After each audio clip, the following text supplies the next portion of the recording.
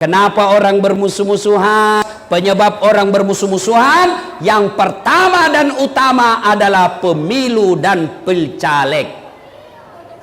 Pak, silakan berbeda calon presiden. Nomor 1 oke, nomor 2 oke, semua bagus, sama-sama rakyat Indonesia. Yang salah kalau Bapak menjelek-jelekkan calonnya orang. Silahkan berbeda pilihan, tapi jangan bermusuhan. Ada teman saya, dari kecil dia sekampung, puluhan tahun dia bersahabat.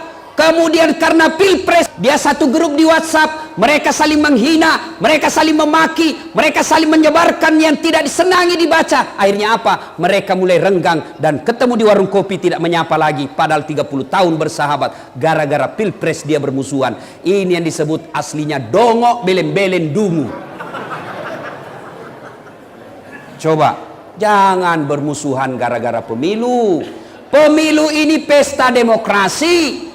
Namanya pesta kita senang-senang. Pesta itu kita gembira-gembira. Saya kasih contoh, pesta pengantin. Kalau Bapak bayangkan pesta pengantin, apa yang ada dalam pikiran kita? Senang-senang. Pesta pengantin, gembira-gembira. Pesta pengantin, ada musik-musik. Tidak ada orang pergi pesta pengantin cemas. Tidak ada orang pergi pengantin takut. Kecuali yang ada selingkuhnya dan dia bawa istrinya.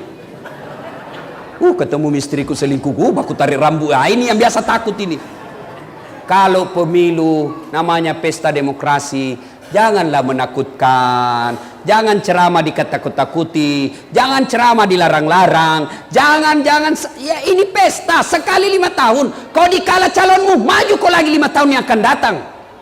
Ayo, apa yang menyebabkan pemilu kita kadang-kala ini bermusuhan orang? Siapa mereka yang bisa memecahkan dalam pemilu ini? 1, calegnya sendiri. Memangnya kita yang ngatur itu kematian? Mati itu bukan kita yang nentukan, Allah Subhanahu wa ta'ala. Yang kaya mati, yang miskin mati. Kapolres Dandim, caleg jangan dulu, belum terpilih.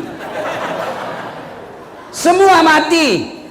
Orang kaya, orang miskin, raja-raja, rakyat biasa, semua menghadap ilahi, tiada yang abadi. Orang kaya mati, orang sehat mati, rakyat jelata mati, orang miskin mati, tentara mati, polisi mati, imam mati, ustadz di belakang sedikit. Siapa tahu ceramah kalau ustaz duluan? Coba, Allah jelaskan jangan kamu mati. Padahal kematian itu bukan kita yang ngatur. Illa kecuali wa antum muslimun, mati dalam keadaan Islam. Ini kayaknya tidak masuk akal. Padahal kan kita sudah Islam. Dijelaskan lagi, jangan kamu mati kecuali kau Islam. Padahal kita sudah Islam.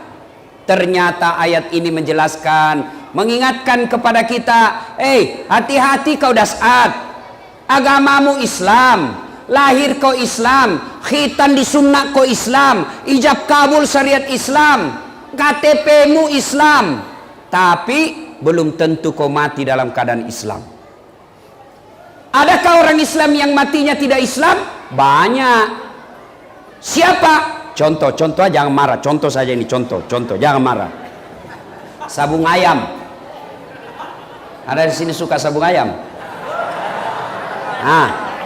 Ada. Dia lagi sabung ayam, digerebek sama Kapolsek.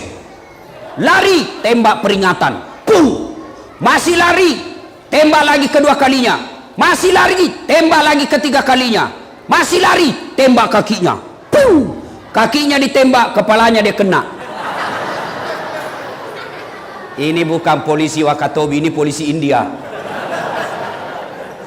Pernah saya tanya ke polisi, kenapa itu Pak? Kakinya ditembak, kok kepalanya kena? Dia bilang, soalnya dia jongkok Ustaz.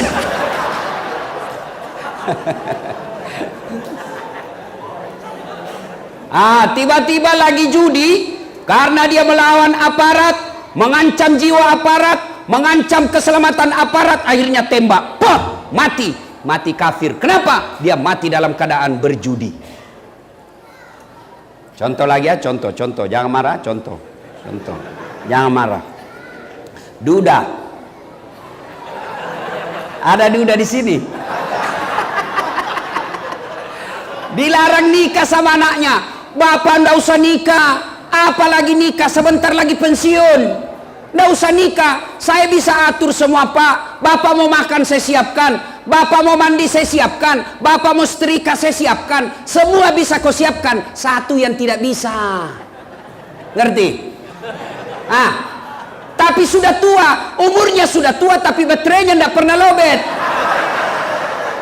Itu laki-laki selama masih ada jenis kelaminnya ndak pernah lobet itu. Dilarang nikah sama anaknya. Akhirnya selalu nonton video porno. Dia pergi Kendari. Makan obat kuat 3 biji supaya kuat. Pas makan obat kuat overdosis, mati di atas perut. Mati kafir kau cilaka. Makanya kalau ada duda di sini, saya doakan cepat dapat jodoh. Apalagi anak muda, saweran 5.000 cari kawan, sudah dapat 50.000. Apa dibeli? Nggak usah vodka, mahal, nggak cukup. Apa? Lem pox. Dia campur lem tikus. Berarti jangan campur lem Korea, nggak mau tak buka mulutmu itu. Ngelem. Overdosis, mati kafir. Lagi khamar dalam perutnya. Apalagi? Jangan marah. Pedagang. Ada pedagang di sini? Nah, biasanya orang Bugis jago pedagang itu. Dia dagang, dia tulis bensin murni, padahal dia campur minyak tanah. Kenapa kau tulis bensin murni? Kau campur pada minyak tanah? Apa dia bilang? Kan istriku namanya Murni.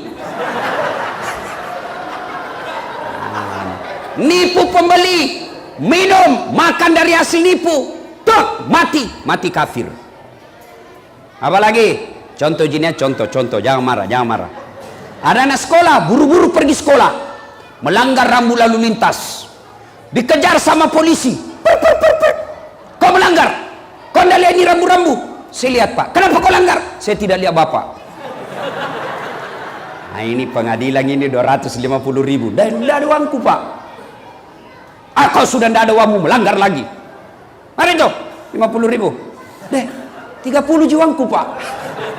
Sudah, kau ambil 5.000, mari 25.000. Sudah, dia pergi makan coto. Dari 25.000 itu dia makan coto.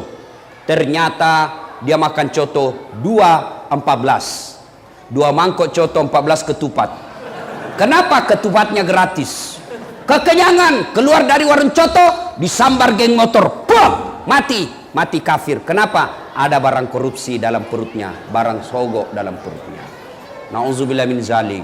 Itulah sebabnya selalu diingatkan, jangan kamu mati kecuali dalam keadaan beragama Islam. Dan yang bisa membuat kita mati kafir, yang seperti tadi saya jelaskan. Wa qalaidan, Allah kemudian berfirman, bismillahirrahmanirrahim. Ya ayyuhalladzina amanu dukhulu fis-silmi kaffatan wa la tattabi'u khutuwatis syaitan innahu lakum adu mubin.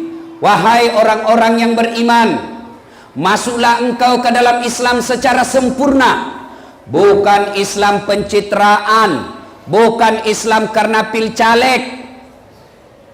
Ini caleg, kalau musim pil caleg deh penampilannya kalah ustad, pakai songkok, rapi songkoknya, Pak, pakai gamis, pakai serban, pakai sarung, pegang tasbih, pasang baleho di pinggir jalan 4x6. Apa dia tulis? Siap membela agama, takbir. Ternyata tidak pernah dilihat di masjid. Ini Islam pencitraan. Ini caleg banyak begini. Kalau mau dipilih rajin-rajin ke masjid, sudah terpilih tidak pernah ketemu di masjid. Ini caleg sepanjang saya dari bandara, Pak, macam-macam fotonya. Ada yang bikin takut matanya.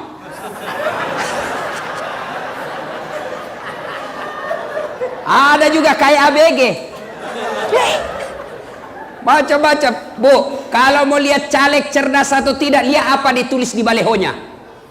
Adalah tidak jelas apa dia tulis. Yang muda yang berkarya, mengabdikan diri untuk rakyat, jiwa dan raga serta pikiranku untuk rakyat Indonesia. Pret. Beleng-beleng. Fotonya saja nipu rakyat. Fotonya saja nipu rakyat, Pak. Bersih mukanya, mulus, tidak ada jerawatnya. Begitu dilihat aslinya, hancur. Ternyata kamera 360. Ini caleg tukang tipu ini. Ada caleg di sini? Ada caleg di sini? Coba angkat tangan. Angkat tangan supaya dilihat rakyat. Promosi gratis ini. Alhamdulillah kalau ada caleg hadir pengajian. Alhamdulillah kita kesempatan untuk nasihati mereka. Kalau ada caleg yang tidak datang pengajian, sudah tidak usah pilih dia. Malas ikut pengajian. Nah, wala tattabi'u khutuwatis syaitan, dan janganlah engkau ikuti langkah-langkah setan, karena sesungguhnya setan itu musuh yang nyata bagi kalian. Kira-kira di tengah-tengah kita ada setan tidak? Ada setan? Ada? Ada. Bukan pocong, bukan popok. Apa setan yang ada di tengah-tengah kita? Bentuknya handphone. Itu ibu-ibu handphone. Ibu-ibu yang pegang HP selama saya ceramah, kita doakan suaminya kawin lagi. Allahu Akbar. Simpan dulu HP-nya, Bu, simpan dulu. Orang sudah ceramah. Tahu-tahu kajili-jili. Simpan dulu HP-nya, Bu, simpan dulu, simpan dulu. Bu, sebentar foto-foto, nantilah kita foto-foto. Ya, saya pernah ceramah Pak Kapolres. Saya begini depan-depan saya, lagi ceramah, tiba-tiba ada ibu-ibu di belakangi saya. Dia ambil HP-nya, selfie. Pernah tulis di Facebooknya, latar belakang Dasat Latif. Saya dah jadikan background. Tuh apakah jili-jili nah.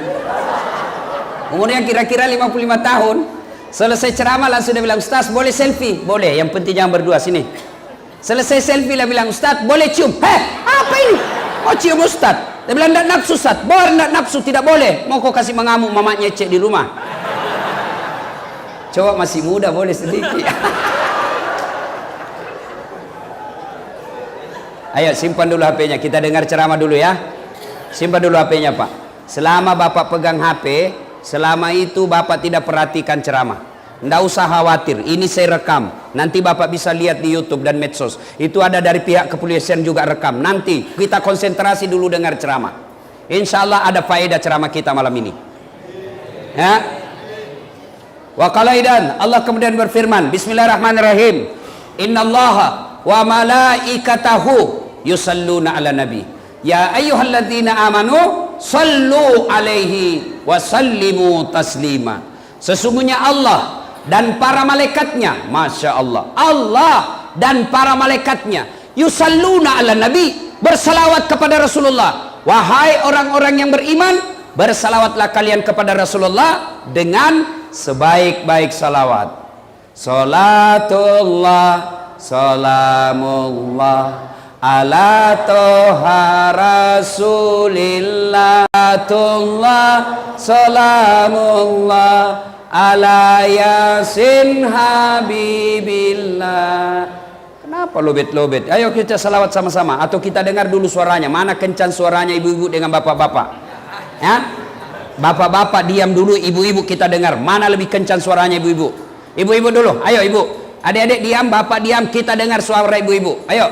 Salatullah.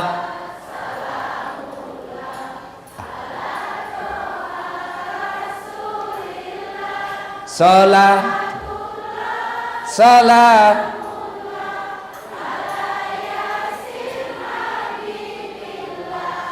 Ini namanya tidak keras tapi merdu.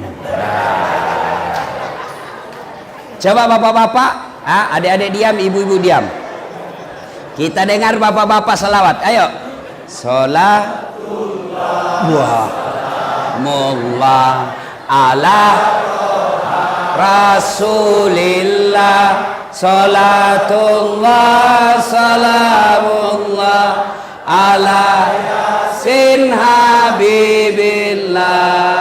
Saya yakin kencang ini suara bapak-bapak karena ada tentara dan polisi. Ibu bapak, saudara-saudara sekalian yang saya hormati, mari kita dengar tausiah. Ketika Nabi diusir dari Mekah, jalan kaki ke Madinah, yang ngusir bukan orang lain, yang ngusir pamannya sendiri Abu Lahab, yang ngusir sepupu sekalinya Abu Sufyan. Jalan kaki Nabi dari Mekah ke Madinah kurang lebih 500 km, 11 hari perjalanan. Begitu sampai di Madinah, beliau kumpul seluruh sahabat, baik yang Ansor, orang penduduk asli Madinah, maupun yang muhajir, sahabat-sahabat yang hijrah dari Mekah ikut bersama Nabi. Jadi pendatang dan penduduk asli. Nabi kemudian naik mimbar lalu berpidato. Hari ini saya tidak naik mimbar. Kenapa? Kalau saya di atas mimbar, Pak, kepalaku saja kelihatan. Tidak enak karena saya pendek. Tidak enak ceramah saya begini, Pak. Maka saya tidak pakai mimbar, ya. Nabi kumpul sahabat, lalu beliau bertanya, saudara-saudara sekalian, mau kalian saya tunjukkan amalan, perbuatan, tingkah laku yang kalian kalau lakukan, kalian akan sukses, bukan hanya di dunia, tapi insya Allah selamat sampai di akhirat. Kira-kira kalau di sini masyarakat Wakatobi, Ustadz tanya, Bapak Ibu mau ndak sukses dunia akhirat? Pasti mau. Namanya sukses di akhirat, selamat di akhirat, selamat di dunia, selamat di akhirat. Maksudnya apa? Di dunia dia Kapolres, di dunia dia Dandim, dan di akhirat juga pun masuk surga. Itu namanya selamat dunia akhirat. Turun jabatannya. Di dunia dia orang kaya, di dunia dia anggota DPR, sampai di akhirat masuk neraka. Ini namanya hebat di dunia, sengsara di akhirat. Yang Nabi tawarkan, kalian sukses di dunia dan insya Allah berjaya di akhirat. Pasti jawabannya mau. Nih 5 resepnya, 5 saja resepnya. Lebih susah jadi caleg. Apa resepnya kata Nabi? 1, kalian Wakatobi penduduknya, Wanci dan sekitarnya, kalian kalau mau sukses kata Nabi, utlubul ilma, tuntut ilmu pengetahuan, belajarlah kalian. Begitu pentingnya kita ini ilmu pengetahuan. Ayat pertama turun dalam Islam bukan perintah puasa, bukan perintah sholat, bukan perintah haji, bukan perintah zakat, tapi ayat pertama turun, Iqra, baca. Artinya anggota polisi mau sukses, belajar. Anggota tentara mau sukses, belajar. Pegawai negeri mau sukses, belajar. Dengan cara apa? Sekolah lagi. Apalagi adik-adik, jadi jangan pengangguran. Kalau kalian pengangguran, maka kalau bapaknya petani, anaknya juga pengangguran, maka kalian juga nanti akan jadi petani yang tidak akan meningkatkan kesejahteraan hidup kalian. Belajar. Ustadz, saya miskin Ustadz, orang tuaku miskin, orang tuamu miskin, tapi Tuhan kita, Allah kita maha kaya. Saya kalau lihat orang tua saya, tidak mungkin bisa tinggi sekolah saya. Kalau lihat bapak saya, tidak mungkin saya tinggi sekolah-sekolah. Kenapa? Bapak saya petani penggarap. Tahu namanya petani penggarap? Sawahnya orang dia kerja, bukan sawah pribadi, sawahnya orang dia kerja. Masuk 10 karung, 9 karung punya yang punya sawah, 1 karung buat bapak saya. Berapa bersaudara kami? 14 bersaudara. Kenapa kaget? Bagus itu kalau 14. Daripada cuma 2, 1 ditangkap, 1 digigit anjing gila, habis. Kalau 14, 1 ditangkap, masih ada 13. 1 tenggelam, masih ada 12. Masya Allah. 1 kesetrum, masih ada 10. Coba. Kalau lihat pekerjaan bapak saya, tidak mungkin saya bisa sekolah tinggi-tinggi. Tapi selalu dia bilang, bapakku, ambokmu kasiasi, tapi pungallah ta'ala sogi. Bapakmu miskin, tapi Tuhanmu maha kaya. Mana buktinya? Ada ndak di sini mati kelaparan? Ada di sini mati kelaparan? Tidak ada. Berarti tidak usah cemas. Allah Maha Kaya. Sekolahkan anaknya Pak Ketua DPR, bikinlah peraturan, bikin perda yang membuat anak-anak miskin Wakatobi bisa dapat beasiswa, mereka yang cerdas-cerdas. Anggota DPR, bikinlah aturan yang bisa membuat masyarakat kita Wakatobi cerdas. Kalau sumber daya alam kita miskin, saya dari bandara sampai sini saya bilang bagaimana orang bisa usaha di sini? Kiri kanan batu karang. Beda di Sulawesi Selatan, sumber daya alamnya bagus. Beda di Morowali, sumber daya alamnya baik. Beda di Kendari, sumber daya alamnya bagus. Di Wakatobi agak susah. Tapi wala tai'asu mir rauhillah, jangan kau putus asa. Ada sumber apa? Kalau kita tidak punya sumber daya alam, maka sumber daya manusianya yang kita tempa. Gimana caranya? Cari anak-anak orang kaya Wakatobi, sekolahkan, kasih beasiswa, remaja masjid, cari yang cerdas, kirim dia sekolah, pulang kampung, bangun kampungmu. Ini tidak. Oh, ibadah bisa salah-salah tanpa ilmu. Hidup bisa sengsara tanpa ilmu. Hidup bisa susah tanpa ilmu. Contoh, ada yang tanya saya ceramah begini, bapak-bapak kalau Ramadan yang tidak boleh berhubungan suami istri dari subuh sampai maghrib, tidak boleh. Kalau bapak berhubungan suami istri di siang hari, maka bapak denda puasa 60 hari berturut-turut. Itu kalau siang. Kalau maghrib sampai subuh boleh, biar berapa kali semampumu. Setelah ceramah begini, tiba-tiba ada datang bapak-bapak, kira-kira usianya 30 tahun. Dia bilang, Ustaz serius gitu tadi? Iya. Boleh kalau siang Ustaz? Tidak boleh. Malam? Malam boleh. Masa boleh malam Ustaz? Boleh. Halal. Dia bilang, astagfirullah Ustaz, saya sudah 3 tahun, biar malam tidak juga. Aku bilang, kadongok kok. Makanya belajar ku agama. Ada lagi anak-anak SMA datang bertanya. Anak-anak SMA, Ustaz, bagaimana hukumnya kalau puasa, tiba-tiba siang, kita tidur siang, mimpi basah. Sah tidak puasanya? Sah. Dengan catatan, begitu kau bangun, langsung pergi mandi, selesai itu, lanjutkan puasamu. Kalau mimpi basah, kalau kreatif sendiri, batal.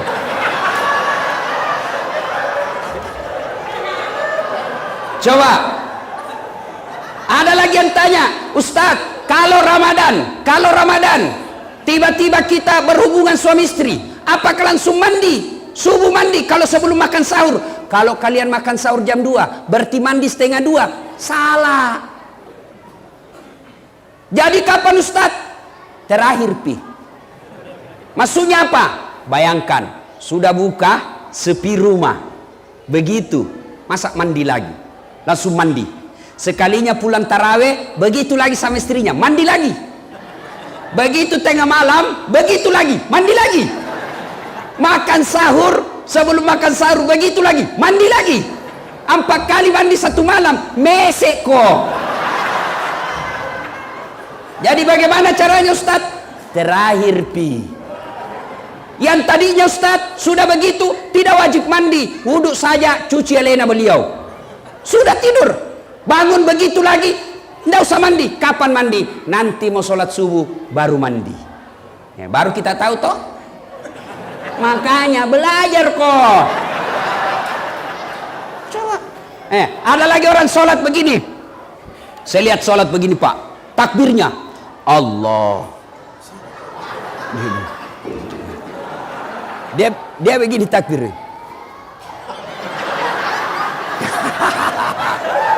Ada juga begini. Ada juga begini. Wah, macam-macam takbirnya. Saya pergi tanya, apa itu yang begini? Dia bilang, saya tulis Allah. Oh iya, masuk akal. Saya bilang, mana dalilnya? Dia bilang, tidak, nenekku dulu ajar Kak. Nenekmu Nabi. Ini juga bisa saya artikan 3-0. Itu itulah pentingnya ibadah. Ada juga orang sholat, pentingnya ilmu. Ada orang sholat, di sampingnya ada dia kasih begini tangannya, goyang-goyang begini. Ini anak muda di sampingnya, dia lihat, ini orang tua goyang tangannya, bahaya dia lebih kencang. Ditanya, kenapa kau lebih kencang? Nah bilang, itu kan sudah tua, lobek Ustaz. Kalau saya full casa, salah kok. Ayo, ada lagi sholat berjamaah, Allahu Akbar. Imam sudah baca surat pendek 9, waladhdallin, amin. Imam baca Bismillahirrahmanirrahim, Qul huwallahu ahad. Dia baru masuk, Allahu Akbar, baru dia baca Allahu Akbar kabira walhamdulillahi katsira subhanallahi bukratan. Allahu Akbar, imam sudah Allahu Akbar, maka orang ini ketinggalan 1 rakaat. Kenapa? Karena dia membaca yang sunnah sementara dia tidak baca Fatihah pada ada waktunya untuk baca Fatihah. Kalau terlambat begitu Ustaz, tidak usah baca doa iftitah, langsung baca Al-Fatihah. Kenapa? Karena Al-Fatihah wajib, doa iftitah sunnah. Pikir kalau sunnah ketemu wajib, gugur sunnahnya, wajibnya dulu laksanakan. Baru kita tahu toh. Makanya belajar kok. Ayo, jelas, belajar. Masya Allah. Ayat pertama turun, Iqra, bacalah tentang ilmu kepolisian supaya kalian cepat jadi jenderal. Bacalah ilmu tentang pertahanan negara supaya kalian bisa jadi kasat secepatnya. Bacalah tentang ilmu bumi supaya kalian menjadi insinyur geologi. Baca tentang pertanian supaya kalian jadi sarjana pertanian yang handal. Sudah itu kembali kau ke Wakatobi, bangun kau punya kampung. Belajar. Alhamdulillah, orang yang belajar dengan baik, dia tekuni ilmunya, Allah janji. Polisi yang belajar dengan baik, tentara yang belajar dengan baik, ASN yang belajar dengan baik, Allah janji. Apa janji Allah?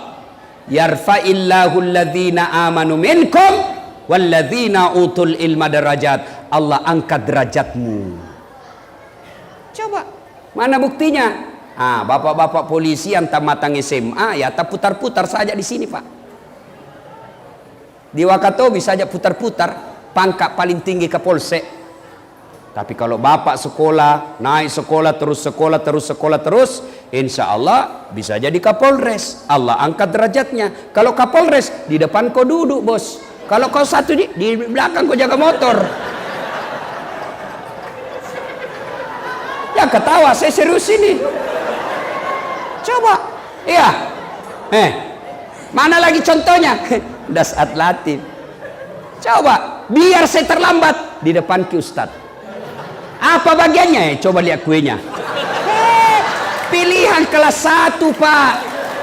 Bapak yang tidak ustaz, ya kotak-kotak satu isinya. Itu sudah Allah buktikan. Allah angkat derajatmu. Kalau kau punya ilmu, Allah angkat derajatmu. Imam Ali karamallahu wajah, sahabat Nabi yang paling cerdas. 4 sahabat Nabi, Nabi jelaskan Ali bin Abi Thalib sahabat saya paling cerdas. Paling cerdas memang. Ali bin Abi Thalib ditanya, ya Ali, kalau kau disodorkan sebuah pilihan antara harta dengan ilmu, kau pilih mana Ali? Ibu-ibu, kalau saya tanya ki, ibu-ibu, saya sodorkan ki iPhone X dengan kitab Durratun Nasihin, pilih mana bu? Pilih kitab pencitraan. Pasti pilih handphone. Ali bin Abi Thalib ditanya, Ali, kau dikasih harta dengan ilmu, pilih mana? Ali punya pikir, wah saya pilih ilmu. Panas juga orang ceramah sini, Pak. Kenapa pilih ilmu, Ali? Kata Ali, ada 3 kelebihan ilmu dibanding harta. Ada 3 keutamaan kehebatan ilmu dibanding harta. Apa itu? Kata Ali. 1, harta setengah mati kau jaga, ilmu dia yang jaga kamu. Contoh, bapak punya uang 5 juta, kasih masuk di safety box, belek-belek. Bapak ndak tahu kalau bilang ke safety box belek-belek. Itu belek-belek dikasih gembok. Sudah itu bele-bele dikasih gembok, dikasih masuk lemari. Lemari digembok juga. 2 mi gemboknya. Keluar kamar, kamar digembok. 3 gemboknya. Keluar rumah, gembok rumah. 4 gemboknya. Keluar pagar, gembok pagar. 5 gemboknya. Sampai di pasar hilang kuncinya. Ayo, setengah mati dijaga itu uang. Iya, setengah mati kita jaga uang. Sementara ilmu dia yang jaga kamu. Mana contohnya? Pak Dandim, Kapolres, Ketua DPR, ada semua itu yang jaga. Di rumah dinas ada polisi yang jaga. Kemana-mana dikawal patroli. Kenapa? Karena punya ilmu. Dijaga kalau orang punya ilmu, Pak. Harta setengah mati kau jaga dia. Ilmu dia yang jaga kamu. Yang kedua, kelebihan ilmu. Dengan ilmu kau bisa dapat harta, tapi dengan harta belum tentu kau dapat ilmu. Saya ulang, dengan ilmu kau bisa dapat harta, tapi dengan harta belum tentu kau dapat ilmu. Contoh, dengan ilmu bisa dapat harta. Sekarang orang stres karena naik harga tiket. Saya tidak pernah harus stres. Kemana-mana saya naik pesawat, dibayarkan, tidak pusing saya berapa harganya. Biarkan kasat bimas yang pusing belikan saya tiket. Tidak ada urusan. Hebatnya lagi, pergi tidak bawa uang, pulang bawa uang. Dengan ilmu. Coba, kalau orang punya ilmu, lempar kemana saja dia bisa dapat duit. Kenapa? Karena dia punya ilmu. Sementara dengan harta belum tentu kau dapat ilmu. Contoh, ada orang kaya di kampungku, Pak. Kaya memang, Pak, banyak tambaknya, tapi tidak tahu membaca. Anaknya ajarlah bapaknya membaca supaya gampang cepat membaca. Dia kasih huruf-huruf besar yang ada gambarnya. Ejai, Pak. PE P tambah P pep, SO so, DE dente apa bacanya? Odol. Padahal Pepsodent. Beleng-beleng. Banyawannya itu, Pak. Coba, waktu masuk wartel di kampungku, warung telepon, waktu itu belum ada HP. Dia masuklah kamar bicara. Dia buka nomor HP-nya anaknya yang sudah dicatat. Masuk kamar bicara langsung bilang, halo, halo, ambokmu, halo. Saya bilang, bagaimana mau nyambung ngaji? Pencet dulu nomornya. Kau lah balik tak? Nah, saya pencetkanlah nomornya. Sudah dia pencet, tak balik lagi. Yang untuk di telinga nak simpan di mulutnya. Yang di mulut dah simpan di telinganya. Berteriak, halo, halo, tak ada dengar. Saya bilang, Haji, terbalik Haji. Langsung dah bilang, loha, loha. Aduh, saya bilang, bukan halo aja terbalik. Coba, ini banyak duitnya, tapi beleng-beleng. Sampailah dia di Makassar. Sampai di Makassar, dibawa anaknya jalan-jalan ke mall. Masuk di mall, dia lihat tangga lift. Bapak tahu tangga lift yang naik turun? Dia lihat tangga lift. Wih, menyala. Ada di atasnya menyala, terbuka. Dia baca, open. Wih, besarnya pembikin kuenya ini. Dah bayangkan pembikin kue di kampungnya deh. Lopona nasa pak buah bepane ye. Terbuka, ada orang Cina. Mau masuk, dia teriak, weh, jangan masuk, panas. Panas itu openg, jangan ku masuk. Masuk ini orang Cina, tertutup. Begitu beberapa saat kemudian, terbuka, keluar orang Irian. Dia bilang, ku bilang, memang jangan ku masuk. Hangus maka. Padahal, lah yang masuk, lah yang keluar. Makanya, belajar bos. Ayo Pak, bapak-bapak, kasih sekolah anaknya Pak. Jangan sampai bapak tidak sekolahkan, ya sudahlah, kau ndak usah sekolah, nanti kau sarjana pengangguran juga. Lain orang yang otaknya sarjana jadi petani dengan otaknya tidak sarjana jadi petani, pasti beda hasilnya. Kalau anak tak sarjana, dia kemudian menjadi kepala rumah tangga, meskipun dia tidak punya kerja sebagai pegawai, pasti beda ketika mendidik anak orang sarjana dengan tidak ada sekolahnya. Kan sekolahkan anak. Yang ketiga, keutamaan ilmu kata Ali. Harta kasih orang berkurang, ilmu kasih orang tambah. Saya punya uang 5 juta, saya kasih anak yatim 3 juta, maka uang saya berkurang nilainya menjadi tinggal 2 juta. Sementara kalau saya tahu Al-Fatihah, saya ajarkan kepada anak yatim piatu, saya ajarkan ke anak TK-TPA, maka ilmuku bertambah, maka itu disebut amal jariah. Maka belajar adik-adik sekalian, jangan pernah berpikir saya orang miskin, Allah maha kaya. Masya Allah. Ya, saya dulu di kampung Pak, kalau lihat pesawat, saya bilang dalam hati, saya kejar itu pesawat Pak. Baru saya lari-lari, kapal lalutu.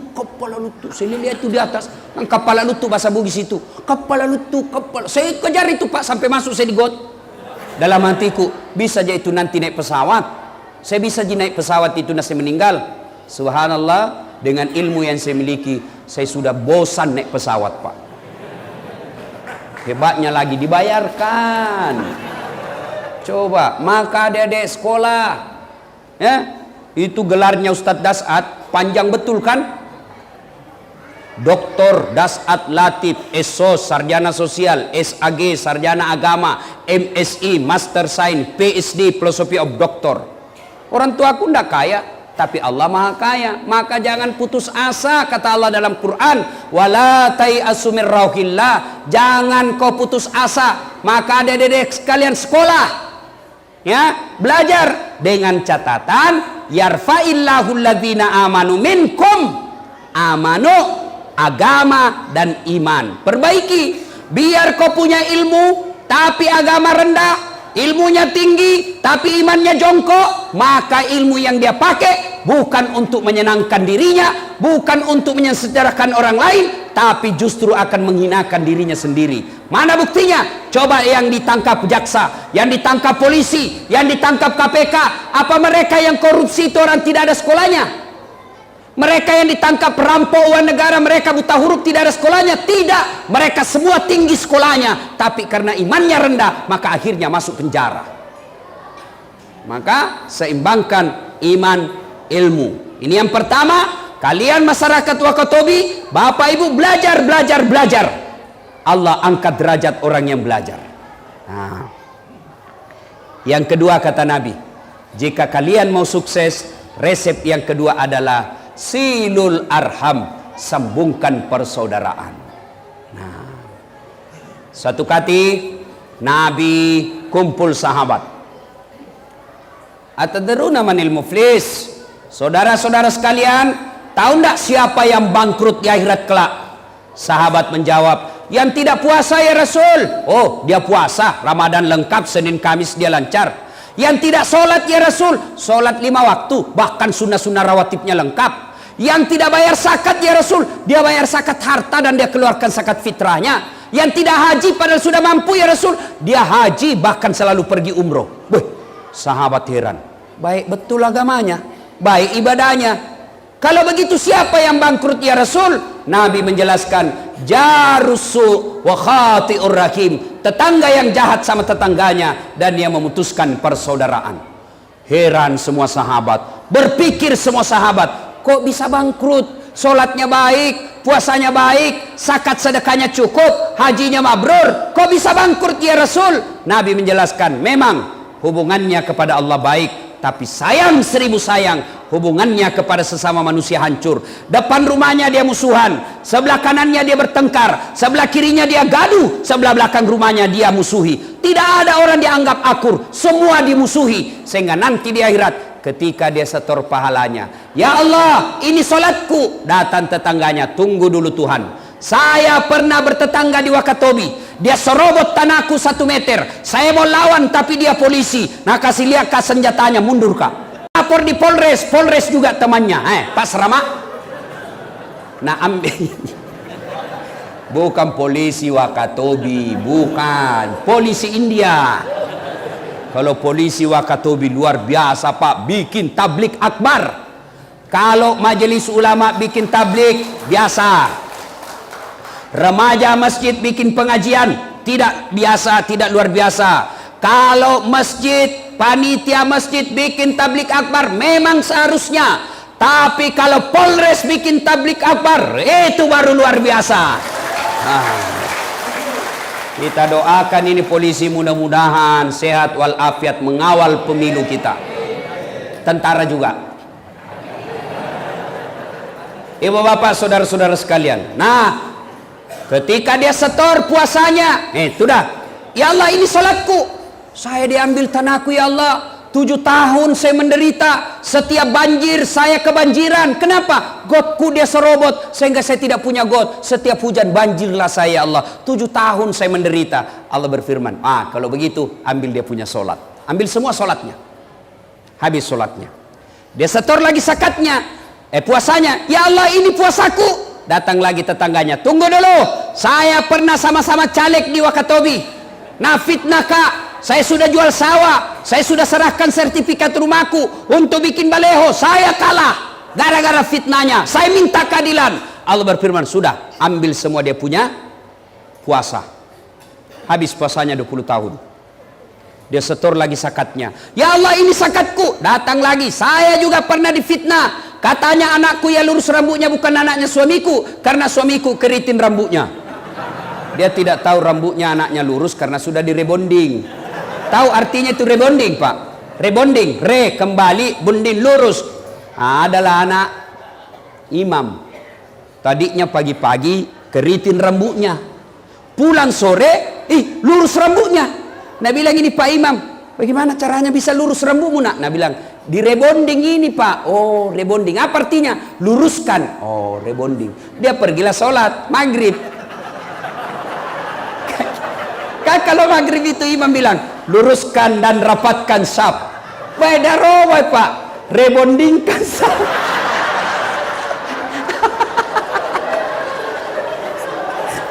Imam Bode. Masya Allah. Gara-gara fitnahnya ya Allah, saya ta'ala ya Allah, saya minta keadilan. Allah berfirman, sudah, ambil semuanya dari punya haji. Habis sholatnya, habis puasanya, habis zakatnya, habis hajinya, masih ada yang datang. Ya Allah, saya juga pernah disakiti. Dia bilang, yang tadi banyak amalnya Tuhan, bagaimana lagi? Nah habis mi amalku. Kata Allah berfirman, supaya adil, ambil dosanya orang yang pernah kau sakiti hatinya. Sudah itu, datang lagi orang lain. Saya juga ya Allah. Kau sudah ambil dosanya 5 tahun. Saya juga ambil dosanya 10 tahun. Habis amalnya hanya untuk membayar dosa-dosanya ke orang lain, sementara dosanya orang lain masuk ke dirinya. Inilah yang Nabi sebutkan bangkrut. Siapa mereka? Mereka yang suka memutuskan persaudaraan. Nah, kenapa biasa putus persaudaraan? Kenapa orang bermusuh-musuhan? Sekarang 2017, penyebab orang bermusuh-musuhan yang pertama dan utama adalah pemilu dan pilcaleg. Pak, silakan berbeda calon presiden.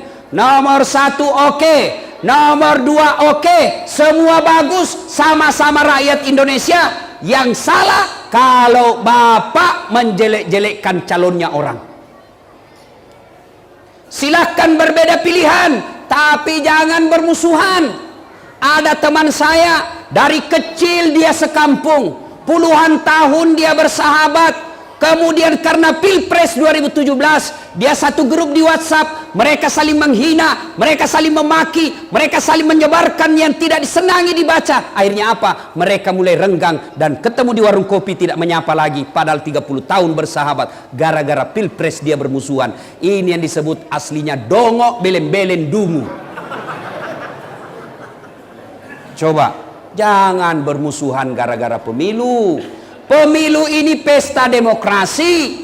Namanya pesta kita senang-senang. Pesta itu kita gembira-gembira. Saya kasih contoh, pesta pengantin. Kalau Bapak bayangkan pesta pengantin, apa yang ada dalam pikiran kita? Senang-senang, pesta pengantin, gembira-gembira, pesta pengantin, ada musik-musik. Tidak ada orang pergi pesta pengantin cemas. Tidak ada orang pergi pengantin takut, kecuali yang ada selingkuhnya dan dia bawa istrinya. Ketemu istriku selingkuh, aku tarik rambut. Ini yang biasa takut ini. Kalau pemilu namanya pesta demokrasi, janganlah menakutkan, jangan ceramah dikatakut-takuti, jangan ceramah dilarang-larang, jangan ya ini pesta sekali 5 tahun. Kau dikala calonmu, maju kau lagi 5 tahun yang akan datang. Ayo, apa yang menyebabkan pemilu kita kadang-kala ini bermusuhan orang? Siapa mereka yang bisa memecahkan dalam pemilu ini? Satu, calegnya sendiri.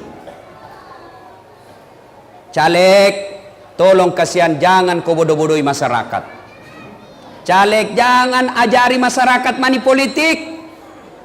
Kau sosialisasi saja, sampaikan saja apa visi misimu, sampaikan apa yang ingin kau lakukan. Tidak usah bawa duit sogok masyarakat, jangan beli masyarakat. Sampaikan saja, kerja saja dari pintu ke pintu, bawa kartu namamu, bawa visi misimu. So itu kau berdoa kepada Allah dalam salat tahajud, minta kau kepada Allah. Kalau Allah yang getarkan hatinya orang, tidak ada yang mustahil buat Allah. Tidak usah kau bawa duit. Kasih duit 300.000, bodoh-bodohi masyarakat. Ya, sampaikan saja visi misimu. Balehomu jangan macam-macam kata-katanya. Bikin yang jelas, yang bisa diukur. Misal, insya Allah saya terpilih di Wakatobi, garam gratis. Jelas itu kerjanya.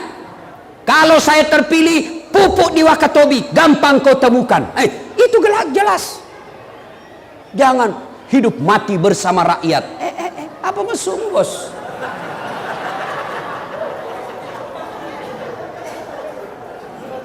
Tolong caleg, didik masyarakat berpolitik.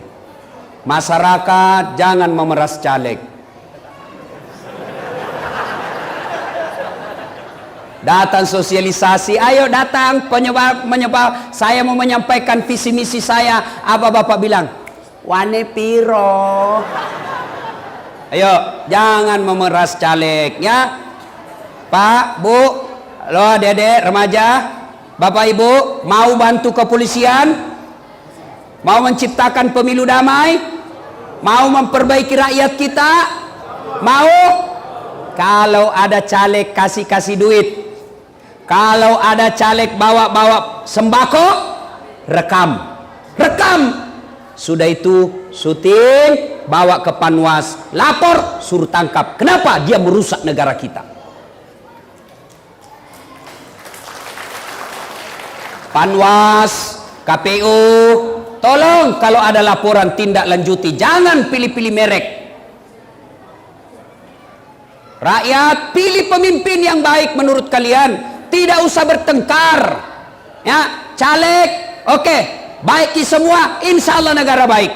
Bayangkan kalau tidak ada lagi money politik, orang-orang cerdas di Wakatobi bisa jadi caleg. Mereka tidak perlu pikir duit. Maka jadilah anggota DPR sarjana pertanian yang cerdas, sarjana kelautan yang cerdas, sarjana perikanan yang cerdas. Mereka masuk anggota DPR bukan karena ada duitnya, tapi karena memang otaknya cerdas. Jelas? Nah, yang kedua, yang bisa rusak ini pemilu. Apa? Tim sukses. Disuruh bikin baleho 10, 3 nak bikin hilang 7. Begitu dia bilang mana 7, dia bilang kena angin Pak. Ini juga tim sukses ini. Jangan kau makan uangnya orang. Jadi tim sukses dia yang sukses. Nah bilang orang Pak kena wali-wali. Jangan, jadilah tim sukses yang berpikir untuk kemajuan bangsa kita. Kalau calonmu kalah, jangan kau menjadi provokator. Berikan pemahaman kepada calon kita. Tahun ini kita kalah Pak, insya Allah 5 tahun yang akan datang lebih gampang kita sosialisasi, karena kita sudah punya modal tahun ini. Ini rata-rata tim sukses itu pemborong. Ada pemborong di sini? Pernah dengar ceritanya pemborong di akhirat? Pernah? Jadi ini di akhirat baku SMS penghuni sorga sama penghuni neraka. Nabi bilang penghuni sorga, bagaimana kabarmu di situ di neraka? Nabi bilang, tidak ada enaknya. Di belender aja kita terus di sini. Tidak ada jam istirahat, menderita terus.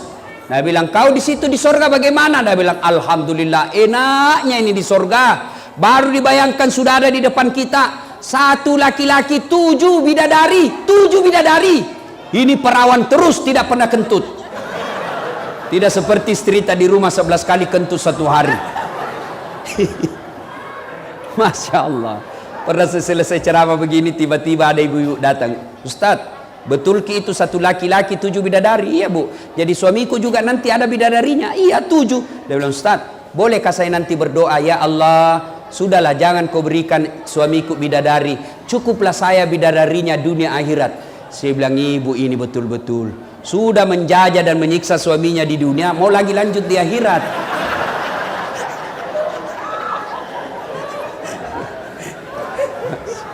Ibu bapak, saudara-saudara sekalian. Ya, apalagi yang bisa merusak persaudaraan? Apalagi hoax. Apa itu hoax? Berita bohong, berita fitnah, berita menyebarkan kebencian, isi-isinya menghasut. Itu bahaya. Di samping bapak dapat dosa, juga bisa bapak berurusan polisi, masuk penjara.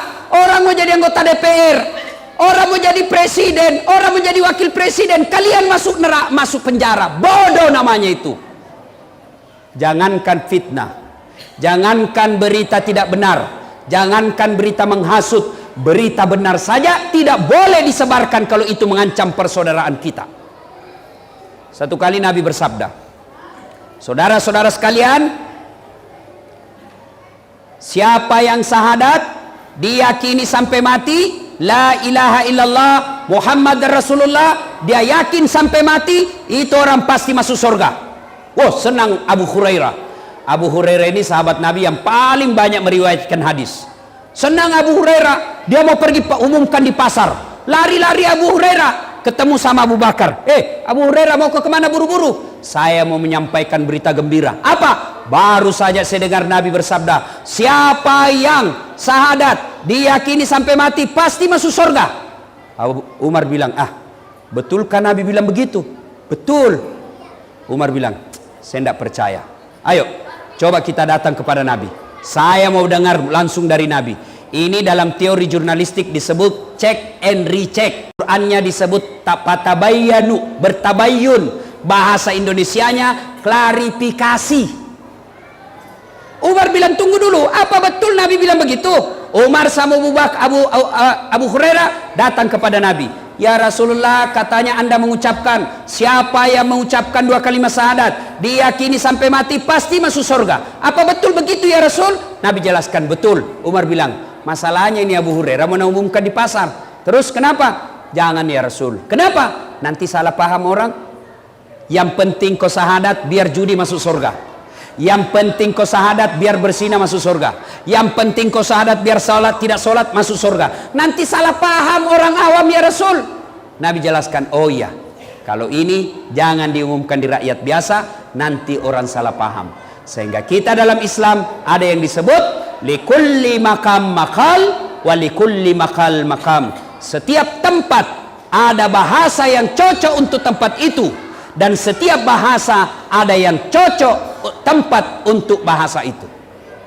Mungkin ada beritanya, ada faktanya, ada benarnya, ada saksinya, tapi kita pikir, wah kalau ini saya sebarkan di Wakatobi rusuh orang, sudah, tidak usah saya sebarkan. Maka orang yang tidak menyebarkan meskipun benar, itulah yang disebut mengutamakan kemaslahatan, maka dia dapat pahala. Sebaliknya, kalau dia sebarkan berita-berita kebencian, apalagi fitnah, maka selain bapak bisa dipenjara, juga bapak akan mendapat dosa jariah. Meskipun bapak sudah meninggal, dosa-dosanya tetap bapak terima, karena gara-gara bapak yang sebarkan, orang ikut melakukan fitnah dan kejelekan. Itu ayat yang kita dengar tadi yang dibaca oleh Qori. Janganlah diantara kalian menjelek-jelekkan. Sukakah kalian memakan bangkai? Ayukibbu ahadukum, sukakah kamu memakan bangkai sesamamu manusia? Itulah mereka yang suka menceritakan kejelekan orang lain. Penyakitnya ibu-ibu ini, Pak gosip. Biar ustaz na gosip juga. Apa nak bilang? Itu lagi ustaz, itu je bajunya nak pakai waktu nak di TV One. Kenapa? Aku susah kok. Itu ibu-ibu kalau kumpul begini kan biasa gosip. Ndak nak cerita tapi baku kopi itu. Apa? Apa? Ini. Ada tukang gosip di sini? Ada? Tidak ada? Motor lolos. Tuh, apa lagi yang bisa memecahkan persaudaraan kita? Apa? Yaitu sangka buruk. Sangka buruk. Nah, ibu-ibu, saya sering mendapat curhatan orang-orang bercerai rumah tangga gara-gara apa? Sangka buruk. Janganlah bersangka buruk kepada suami. Suami janganlah bersangka buruk kepada istri. Tidak ada baiknya itu orang sangka buruk. Sebaliknya, sangka baik itu tenang perasaan, sangka baik itu bikin tentram hati. Contoh saya, Pak. Saya itu banyak pengalaman, apa yang saya minta Allah tidak kabulkan, ternyata Allah kasih saya yang jauh lebih baik. Tamat SMA, saya daftar tentara. Saya mau jadi akabri penerbang. Begitu tes fisik, Jalan Garuda, depan kantor Pertamina, tes fisik tidak lulus. Kenapa? Ceper. Tidak cukup tinggiku. Saya protes kepada Allah, ya Allah, kenapa kau lahirkan saya dalam keadaan pendek? Kau tidak rugi jadi tuan kalau saya jadi tentara. Temanku lulus polisi, sekarang dia di Sulbar, reserse pakai baret merah. Saya lulus jadi ustadz pakai baret putih.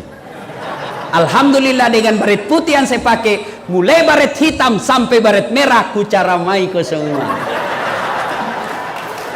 Allah kasih yang terbaik, bos. Malam ini polisi sama tentara ku caramai. Allah kasih yang terbaik. Jangan pernah sangka buruk. Saya sudah gagal tentara, saya daftar kedokteran. Saya daftar kedokteran, Pak. Saya sholat tahajud 40 malam berturut-turut. Tidak pernah putus, Pak. 40 malam. Saya salat tahajud 40 malam berturut-turut. Saya kursus bimbingan belajar. Saya nasar puasa 7 hari kalau saya lulus. Ibu bapak saya doakan saya. Saya juara umum 2 di sekolah saya tamat SMA. Mendaftar kedokteran. Begitu tes, tidak lulus. Temanku tidak pernah nakalan nilaiku. Lulus. Sekarang dia tugas di Kepulauan Aru. Karena saya lulus di Sospol, saya pulang kuliah dari Unhas, terjadi tabrakan di Perintis Kemerdekaan. Saya turun tolong dia, ini yang tabrakan, berceceran darah di aspal. Dia yang tabrakan, saya yang pingsan. Ternyata saya tidak bisa lihat darah sampai sekarang, Pak. Saya di YouTube saja lihat orang, Pak, berdarah, itu kayak pusing saya lihat. Ternyata Allah takdirkan saya jadi ustadz. Allah seolah-olah berfirman, bagaimana kau menjadi dokter? Nah, kau tidak bisa lihat darah, cilaka. Temanku yang jadi dokter tugas di Kepulauan Aru 3 tahun yang lalu sebelum lebaran, saya telepon, dokter pulang ke lebaran? Tidak Ustadz. Rugi-rugi tuh jauh-jauh cari uang, tidak pulang lebaran sama orang tua.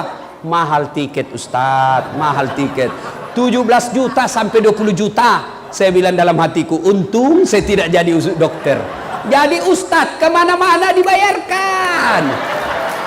Coba. Jadi jangan sangka buruk. Wahai caleg-caleg, kalian sudah jual uang, jual sawah, gadaikan sertifikat rumah, sudah jual mobil, pasang baleho, sosialisasi, tidak terpilih, sangka baik. Bisa jadi 2 tahun yang akan datang diperiksa jaksa, ternyata satu kantor terlibat semua korupsi, masuk penjara, bonus 10 tahun penjara. Allah tidak mau kalian masuk penjara sehingga kalian tidak lolos jadi caleg. Saya 2013 ikut pilkada di Makassar, Pilwali Makassar, 10 pasang calon. Saya tidak jadi menang. Dia bilang orang kalah Ustaz, tidak, cuma yang menang lebih banyak suaranya dari saya. Ini namanya sangka baik. Belum tentu dia kalah saya. Alhamdulillah, saya tidak jadi wali kota, tapi saya jadi ustadz keliling kemana-mana ke seluruh dunia. Coba kalau saya jadi waktu itu, paling di Makassar saya terputar-putar. Sangka baik. Bapak anggota kepolisian dikirim ke sini, sangka baik. Jangan sangka buruk, sangka baik. Inilah tempat yang terbaik. Sangka baik. Enak itu kalau orang sangka baik. Ibu-ibu jangan sangka buruk sama suami. suaminya dijadikan tahanan kota. Baru 1 jam pergi suaminya menelpon, di mana kau Pak? Pelan-pelan kau dengar semua teman. Di mana kau? Ada jadi Polres sini. Kau juga itu kayak apa saja. Mana kau? Di kantor. Foto dulu baru kirim. Kasihannya nih bapak polisi. Ada di sini laki-laki takut sama istrinya? Ada? Ada? Berhenti kau jadi laki-laki cilaka. Apa mau takut sama istri? Nah semua gaji tak ambil. Coba Pak, belum bisa saja naik itu gaji, dia sudah tahu. Coba bekerja sama bendahara. Coba. Semua gaji kita diambil, dicicilkan mobil, dicicilkan rumah, bajunya semua kita belikan, sampai gencun cilaknya kita belikan, tawasnya pun kita belikan. Masa kita mau takut sama dia? Ustaz, kalau marah nak bacakan piring, kalau dia pecahkan 1 piring Pak, bapak pecahkan 1 lusin. Kenapa? Piring boleh dibeli, tapi harga diri sebagai suami tidak boleh diinjak-injak istri. Allahu Akbar.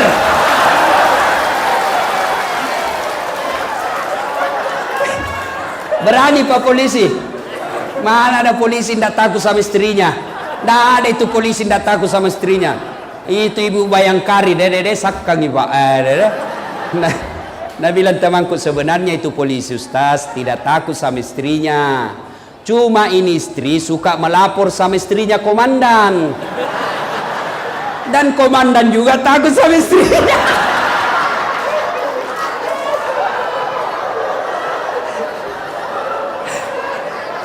Bu, Ibu, Bu, mau masuk surga dengan gampang? Stres. Mau Ibu? Betul. Suruh suami tak kawin lagi. Mana yang mau tadi? Nah sudah bilang ibu-ibu, banyak jalan menuju surga. Memang banyak tapi jalannya macet. Bu, Ibu tidak bakal masuki surga kalau kita suka sakiti hati suami kita. Siapa bilang begitu Ustaz? Rasulullah Muhammad sallallahu alaihi wasallam. Nabi menjelaskan, andai saja manusia boleh sujud kepada sesamanya manusia, maka istri saya wajibkan sujud kepada suaminya. Kenapa? Karena dosa istri ditanggung oleh kami suamimu. Bu, tidak boleh keluar rumah langkah-langkah kaki ibu, laknat Allah menyertainya kalau dia keluar rumah tanpa izin suami. Kenapa bisa begitu Ustaz? Karena langkah-langkah ibu kami suami yang tanggung dunia akhirat. Kalau suami tukang judi, suami pemabuk, suami pesina, suami koruptor, tapi istrinya istri yang soleha, tidak ada urusan dengan suamimu. Suamimu masuk neraka, kamu ibu tetap masuk surga. Bahkan Nabi jelaskan, tadkhulul jannati bisalam, silahkan kau masuk surga dari pintu mana kau suka. Beda kami laki-laki, suaminya ulama, suaminya penghafal Quran, suaminya rajin ibadah, istrinya tidak pakai jilbab, istrinya tukang gosip, istrinya tidak sholat, istrinya tidak puasa. Meskipun suaminya ulama, suaminya tetap masuk neraka menemani istrinya. Qu anfusakum wa ahlikum nar. Maka ibu jangan pernah keluar rumah tanpa izin suami. Maka fungsi suami bukan sekedar cari nafkah, fungsi suami bukan sekedar melindungi istri, fungsi suami bukan sekedar mendidik istri, tapi yang pertama dan utama, fungsi suami bagi ibu adalah cari ridanya suamimu, karena ridanya suamimu adalah ridanya Allah. Paham? Bu, maka jangan susah itu jadi suami Pak. Maka ibu-ibu hargai itu suami, tak kasihan. Nah carikan ki uang, kadangkala di kantor dimaki-maki sama komandannya, biar cocok ditinju perutnya. Siap salah komandan, siap salah komandan, salah komandan. Coba sampai lagi di rumahnya dimaki laki lagi sampai bodoh memang kau, kenapa kau tidak melawan? Apa mau dilawan nak komandan tak? Coba di kantor dimaki-maki, di rumah dimaki-maki, terpasan anak muda di jalan yang jalan pada ditempel empak-pak. Bu, jangan ketawa, saya serius ini. Ibu-ibu ini biasa suaminya dia tidak hargai. Datang temannya suaminya, dia perlihatkan bahwa lihat kok suamiku saya atur. Datang keluarganya suaminya, dia kasih lihat, lihat kok saya atur suamiku. Datang mertuanya, lihat kok suamimu anakmu saya atur. Bagaimana suami kita mau tenang di rumah? Jadilah istri yang soleha, yang menenangkan hati para petugas. Bagaimana suami kita mau bekerja di kantor dengan baik kalau istrinya suka maki-maki? Bagaimana istri suami kita mau cari nafkah dengan tenang kalau ibu selalu menteror? Tidak bisa dipercaya. Suaminya pergi, dia juga pergi ngelayap. Suaminya kasihan pergi ke laut cari penjahat di laut. Istrinya pergi tawaf. Nah, kelilingi semua satu komplek. Mau tahu nak tahu semua isi rumahnya orang. Beli kulkas na cicil gitu. Nah lebih tinggi. Kau nak suruh bayar. Ini semua. Jangan ketawa, saya serius ini. Bu, harga itu suami kasihan. Setengah mati itu suami tak carikan ki uang. Nah tanggung ki dunia akhirat. Ya, jangan muliakan suami. Kalau suami tak tidak baik sifatnya, dia yang berurusan dengan Allah. Yang penting ibu cari ridha suami. Insyaallah. Ya, bisa ibu. Coba ki kalau pulang kodong ini suami tak pengamanan pemilu. Stres terus, ada orang demo suami tak lagi. Bukan dia yang punya masalah, tapi dia dihadapkan dengan pendemo, padahal pemerintah yang bikin masalah. Berhadapan dengan dilempar, sampai di rumah dimaki-maki sama istri. Mau makan tidak ada makanan. Bagaimana suami tak mau semangat? Coba beda kalau pulang suami tak kita hibur, dimarah-marah sama komandan. Ya memang begitulah sayang. Syukur kita ada kerja tak. Bayangkan itu sepupu tak kodong yang pengangguran. Tenang, dia punya perasaan. Pulang suami tak kita sambut, assalamualaikum kakandaku Arjunaku.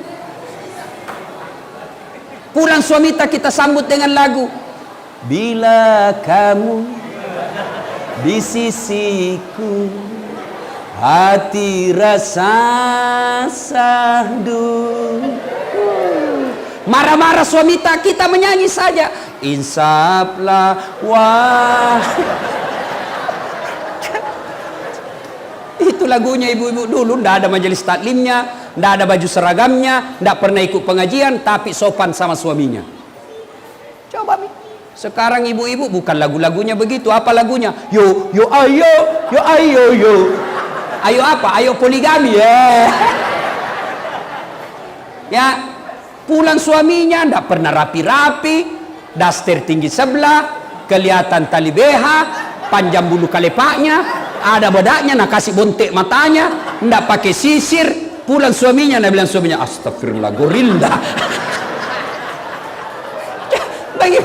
Bagaimana kita suami ndak stres? Di kantor kepoluan cantik-cantik, di jalan SPG manis-manis, menyapa dengan sopan, assalamualaikum komandan, bagaimana kabar? Sampai di rumah, wa ilaha illallah, nonton TV di atas kakinya, makan canggoreng. Menguap lagi depan suami sambil angkat kete.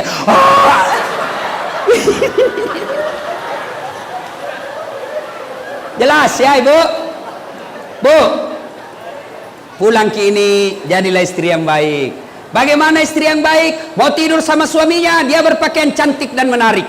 Kata Nabi, malaikat Jibril berdoa, ya Allah rahmati wanita ini sepanjang malam karena dia tidur untuk berdandan menyenangkan hati suaminya.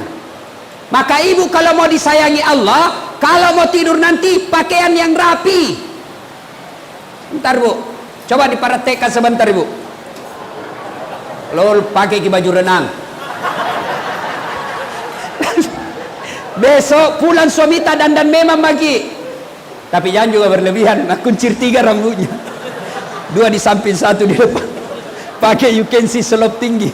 Pulang suaminya dia bilang astagfirullah kesurupan. Ya, ibu bapak, saudara-saudara sekalian. Ini yang kedua. Ya, kalau kalian mau sukses, masyarakat Wakatobi kata Nabi, 1, tuntut ilmu pengetahuan. 2, wa'tasimu bihablillahi jami'an wa la tafarraqu. Berpegang teguhlah kalian kepada tali persaudaraan agama Allah dan janganlah engkau bercerai-berai. Bahkan Rasulullah sallallahu alaihi wasallam menjelaskan, umat Islam itu seperti badan ini. Innamal mu'minuna ikhwa. Kita ini bersaudara. Dan yang ketiga kalian mau sukses, kata Nabi, ahsin kalamaka, haluskan tutur katamu, bicaralah yang santun, bicaralah yang sopan, jangan bicara menyakiti perasaan orang. Nah ibu bapak, karena sudah mulai kacau, sudah hujan, saya lihat perhatian bapak ibu sudah keluar. Ya, insya Allah lain waktu dan kesempatan kita akan lanjutkan. Cukup ya? Kita salawat dulu. Ibu-ibu ya maju-maju sedikit bu, maju-maju. Kasihan itu ibu-ibu yang basah. Ya, ya sambil maju-maju kita salawat. Salatullah, salamullah, ala toha, salatullah, salamullah, Yasin Habibillah, tawassalna bismillah wa bil hadi wa kulli mujahidilillah bi ahlil badri ya Allah.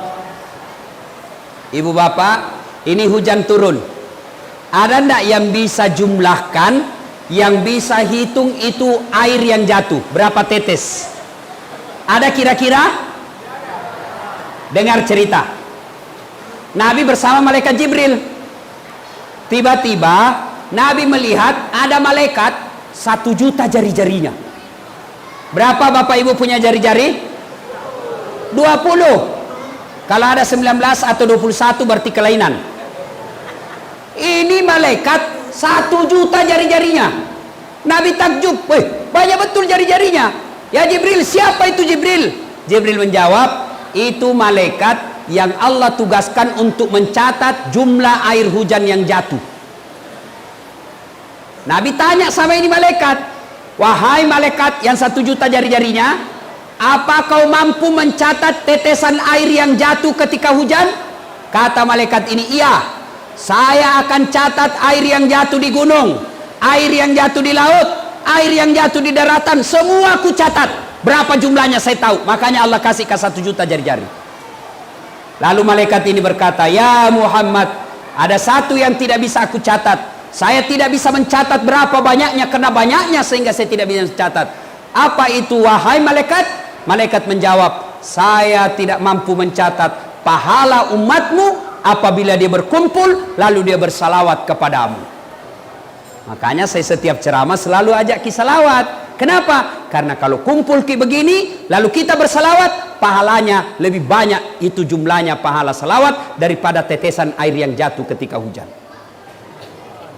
Salatullah salamullah ala toha,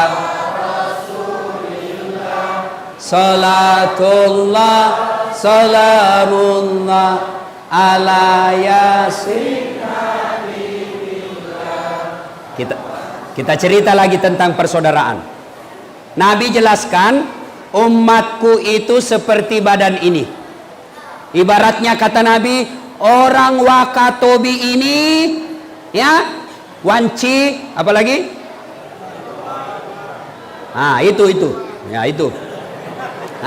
Kata Nabi, orang yang ada di sini seperti badan ini. Coba lihat badan kita Pak, tangan kanan gatal tanpa disuruh kiri yang garuk, tangan kiri yang gatal tanpa diundang kanan yang garuk, gatal dua-duanya kerja sama. Coba lihat tangan kita, jari-jari kita Pak, mana yang paling tinggi? Mana yang paling tinggi jari-jarinya? Jari-jari tengah. Jari-jari tengah. Jari-jari tengah dia paling tinggi. Tapi siapa yang dikasih pakai cincin? Jari-jari manis. Jari-jari tengah, kau paling tengah. Tapi ketika buang air besar, mana yang gosok? Ini enggak bersih. Mana yang gosok? Kamu yang panjang. Coba itu tubuh adil. Coba, maka kita di Wakatobi ini seperti badan ini. Coba lihat badan Pak, satu sakit, yang lain ikut merasakan. Ya, kalau ada masyarakat Wakatobi diserang, disakiti, maka kita semua ikut merasa disakiti. Coba lihat, kalau kita jalan, malam-malam jalan, tahan tuh kakinya, begitu tahan tuh kaki, langsung itu mulut meniup, mata mencari mana yang luka, tangan mencari obat, kasih. Padahal kaki yang tahan tuh, tidak ada orang tahan tuh kakinya, cek. Langsung Nabi bilang mulut, siapa suruh kau jalan? Pergi mah kau jalan, jalan kau lagi pasole. Enggak. Begitu kita di Wakatobi ini, kita harus kompak. Ya, satu sakit, yang satu ikut merasakan. Dan biasanya putus persaudaraan ini di Wakatobi gara-gara apa? Satu penyebab kita biasa ini pecah belah itu, persaudaraan kita ini sombong. Sombong. Orang sombong itu apa? Dua sifatnya. Apa sifatnya sombong? Satu, menolak kebenaran. Dua, nganggap remeh orang lain. Itu sombong itu. Kenapa dia sombong? Kapolres, Dandim, jangan sombong karena jabatan. Kenapa? Jabatan ada masa habisnya. Kapan habis? Pensiun. Biar Pak Kapolres sepupu satu kali sama Kapolri, tapi kalau sudah pensiun, wabillahi taufiq wal hidayah, tongkat komando kasih saya. Coba. Jangan sombong karena jabatan. Ketua DPR mau sombong 5 tahun. Kalau terpilih lagi, kalau tidak terpilih, wabillahi taufiq wal hidayah, keluar lagi Pak, diganti kau lagi. Coba. Jangan sombong karena jabatan. Apalagi yang membuat kita sombong? Cantik gagah. Jangan sombong kalau kau cantik. 17 tahun sweet 17 kau cantik, tapi balik itu angka 17. 71 masih cantik kok. 71 senyum, lari cucumu dikira mau digigit. Apalagi karya kanak Nabi yang membuat lagi kita sombong apa? Ilmu. Ini ustadz. Adakah ustadz yang bisa memecah belah umat? Banyak. Ceramahnya menghasut, ceramahnya menimbulkan kebencian, ceramahnya suka memecah belah, ceramahnya suka memfitnah, ceramahnya suka bahas-bahas perbedaan pendapat. Itu ustadz sombong itu. Ada itu ustadz sekarang, sebenarnya bukan ustadz, mengaku ustadz. Baru belajar 3 bulan, itu pun melalui YouTube. Langsung nak kasih kafir semua orang. Maulid bid'ah, masuk neraka, tidak ada pada zaman Nabi. Isra Mi'raj bid'ah, tidak ada pada zaman Nabi, sesat, masuk neraka. Takziah malam kematian bid'ah, tidak ada pada zaman Nabi, masuk neraka. Jabat tangan selesai sholat bid'ah, masuk neraka. Doa bersama selesai sholat, tidak ada pada zaman Nabi, bid'ah, masuk neraka. Masa bos gara-gara doa bersama kok kasih masukin neraka? Saya ini membaca sejarah hidup Nabi dengan segala jenis pengarangnya. Tidak pernah saya baca sejarah Nabi ceramah menyakiti hati orang. Semua orang dengar ceramahnya Nabi tenang. Ada sahabat datang, ya Rasulullah, heboh di Madinah. Kenapa heboh? Ada orang tawaf di Mekah, anuji saja nak baca, ya Rahim, ya Rahim, ya Rahim, ya Rahim. Ada sahabat, ya Rasulullah, ada aliran sesat, dia tawaf cuma baca, ya Rahim, ya Rahim. Nabi penasaran, pergi lihat, betul. Tawaf rahim-rahim saja disebut. Ya Rahim, ya Rahim, ya Rahim, ya Rahim. Nabi ikut dari belakang, terbawa arus. Nabi juga ikut. Ya Rahim, ya Rahim, ya. Wah, marah ini orang. Siapa ini ikuti saya? Dia balik, dia tidak tahu. Dia banting Nabi. Cak. Siapa kau? Ikuti saya. Kalau bahasa Bugis, pacobi-cobi. Saya lapor kau sama nabiku. Kata ini orang tadi ya Rahim-Rahim. Saya lapor kau sama nabiku. Nabi tambah cemas. Berarti aliran sesat betul ada nabinya. Siapa nabimu? Muhammad. Muhammad siapa? Muhammad bin Abdullah. Langsung muncul Jibril. Itu kalau ada yang sakiti Nabi langsung muncul Jibril, Pak. Seperti itu iklan rokok. Wane piro?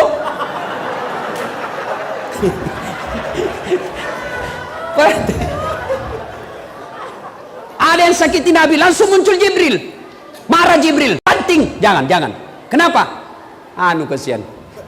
Dia tidak tahu saya Muhammad. Nabi bilang Jibril kasih tahu. Akhirnya dia kasih tahu. Sayalah Muhammad bin Abdullah. Wih, langsung menangis sini. Ya Rasulullah, maafkan saya tidak tahu, saya orang bodoh. Saya diutus dari kampungku, tidak ada kasihan orang pintar di kampung saya. Sayalah orang yang paling pintar. Modal ya Rahim, ya Rahim. Mau makan ya Rahim, mau mandi ya Rahim, mau tidur ya Rahim. Itu saja modalku. Kata ini orang, ya Rasulullah, tapi saya sangat mencintaimu ya Rasul. Nabi lalu, ini orang berkata, ya Rasulullah, kira-kira saya nanti masuk surga, kok ajak saya masuk surga ya Rasul? Padahal modal ya Rahim saja. Sudah nak banting lagi Nabi. Coba, ya Rasulullah, kok ajak saya masuk surga? Apa kata Nabi? Saya akan mengajakmu masuk surga karena engkau mencintaiku. Oh, ini orang gembira. Masuk surga, masuk surga, masuk surga. Coba bayangkan. Ini Pak, sudah ada banting Nabi, modal ya Rahim, karena cinta sama Nabi, diajak masuk surga. Kita maulid kan karena cinta sama Nabi. Kalau kau tidak mau sebut maulid, ya sudah, bilang saja sirah nabawiyah. Kenapa ada telur? Karena dulu orang-orang Bugis, itu maknanya apa? Kenapa telur? Kenapa telur? Kenapa bukan kelapa? Karena kita berharap orang yang hadir di maulid ini menjadi bibit masa depan orang Islam. Kenapa pakai ketan? Kenapa bukan nasi? Karena diharapkan selesai maulid kau merapat, menyatu seperti rapatnya ini ketan. Itu maknanya. Kenapa songkoloknya kuning? Kenapa tidak warna merah? Kuning itu warna keemasan. Diharapkan selesai kau maulid orang cinta seperti cintanya orang sama emas. Itu maknanya. Sekarang masuk neraka. Tidak ada pada zaman Nabi. Kalau begitu jangan kau ceramah pakai mic. Tidak ada pada zaman Nabi, maka mari kita ceramah tidak pakai mic. Tidak ada mic pada zaman Nabi, jadi ceramah pakai. Saudara-saudara sekalian, apa mau dengar? Yang bagus. Bagaimana polisi kasihan tentara tidak bingung, pemerintah tidak bingung. Kamu ceramah menyesat-nyesatkan, akhirnya orang bertengkar, akhirnya masjid ribut gara-gara itu. Jangan. Itulah sebabnya ada namanya imam mazhab. Di Indonesia terkenal imam mazhab 4, di Maroko itu 9 imam mazhab. Coba, yang bagus kau maulid, iya. Kau tidak maulid, iya. Yang maulid silahkan maulid. Jangan kau bilang sesat yang tidak maulid. Yang tidak maulid tidak usah kau maulid. Yang penting jangan kau bilang sesat yang maulid. Selesai. Kau tidak mau berdoa bersama selesai sholat, tidak usah. Tapi jangan kau bilang sesat yang doa bersama. Enak kan kita? Coba enaknya kalau kita semua ini elemen bersatu, ya, kompak, tidak saling menyalahkan, sama Nabi kita, sama Tuhan kita. Soal bagaimana sholat saja kan berbeda-beda orang takbir. Allahu Akbar. Satu, meletakkan tangan, satu begini, antara dada dengan pusat. Dua, dibawanya pusat, bukan dibawa sekalian. Tiga, di atas dada. Empat, lurus. Mau kau begini silahkan, mau begini silahkan, mau begini silahkan, mau begini silahkan. Semua boleh dan ada dalilnya. Mana yang tidak betul kalau kau pakai empa-empanya? Allahu Akbar.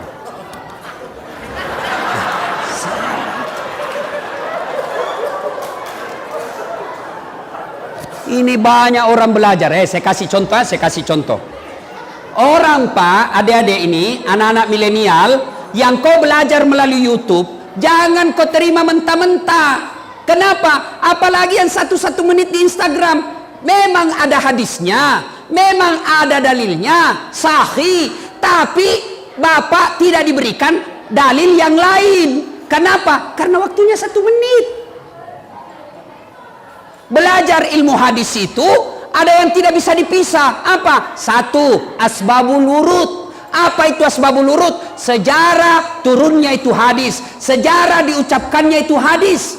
Apa yang perlu ditahu? Sejarah hukum Islam. Apa sejarah hukum Islam? Apa hubungannya dengan fikih? Kita harus tahu di mana itu Nabi ucapkan itu hadis. Kenapa? Karena tempat menentukan kesimpulan fikihnya. Contoh, kita pernah mendapati hadis Nabi turun kalau mau sujud tangannya dulu. Allahu Akbar. Mau sujud tangannya dulu, baru lututnya. Ada juga hadis sahih, lututnya dulu. Sama-sama hadisnya sahih. maka dipelajari sejarahnya. Oh, ternyata yang tangannya dulu turun Nabi ucapkan ketika dalam keadaan perang. Waktu itu di tengah perang, bebatuan batu-batu gunung, maka tangan dulu yang turun. Kenapa? Karena kalau lutut dulu turun, sakit itu lutut. Kenapa Nabi lutut turun? Sejarah dipelajari. Oh, Nabi ada di Madinah, sehingga lututnya dulu turun. Pasir, tidak apa-apa, tidak sakit. Contoh lagi, saya pernah dapat di medsos posisi kaki, ada kan? Posisi kaki ketika sujud, ya. Anggap ini jari-jari kaki. Ada yang jari-jari kakinya keluar begini, ada yang jari-jari kakinya lurus. Jari-jari kaki ini anggap ada juga yang melekuk ke dalam. Tiga itu udah gambar toh. Yang pertama lurus begini, nah coret, salah. Yang di tengah kakinya menghadap keluar jari-jarinya, salah. Yang di tengah baru yang menghadap ke dalam, baru nak tulis benar. Ini tidak bijaksana. Kenapa? Yang kiri kanan bukan salah, tapi tidak sesuai sunnah. Yang di tengah itulah sunnah. Beda maknanya salah dengan sunnah. Kalau salah otomatis batal. Kalau sunnah artinya kau lakukan, nilainya pahalanya tinggi. Kalau kau tidak sunnah tetap sah, tapi pahalanya kurang. Itu. Ini belajar agama melalui YouTube. 1 menit habis kuotanya. Nah, salahkan semua. Ini ustadz sombong ini yang begini. Jangan kau suka salahkan pendapatnya orang. Lebih baik kau jelaskan semua imam mazhab. Mana yang dia pilih terserah. Ya.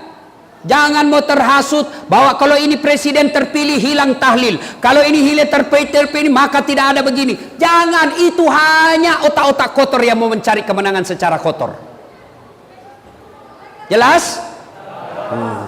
Jangan sombong gara-gara ilmu. Marah Tuhan nak cabut ilmumu. Caranya apa? Nak kasih pikun kok.